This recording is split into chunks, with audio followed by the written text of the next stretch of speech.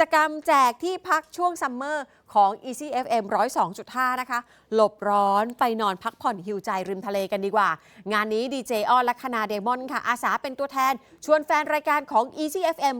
102.5 มาร่วมสนุกกันลุ้นรับบัตรที่พัก 2 วัน 1 คืน มีให้เลือกนะคะทั้งบัตรที่พักริมทะเลอ่าวไทยที่ S of หัวหินรีสอร์ทหรือจะไปบัตรที่พักริมทะเลอันดามันจากโซฟิเทลกระบี่โพคีธารากอล์ฟแอนด์สปารีสอร์ทค่ะร่วมสนุกลุ้นรางวัลง่ายๆเลยสะสมคะแนนการฟัง Easy FM ผ่านทาง www.easyfm.com หรือ Tero Radio App นะคะแล้วก็ใช้ 30 คะแนน redeem แลก 1 สิทธิ์ลุ้นรางวัลเล่นเกมกับดีเจหน้าใหม่ตลอดเดือนมีนาคมนี้ค่ะติดตามรายละเอียดกันได้กับกิจกรรม Easy Vacation ทุกช่วงดีเจของ Easy FM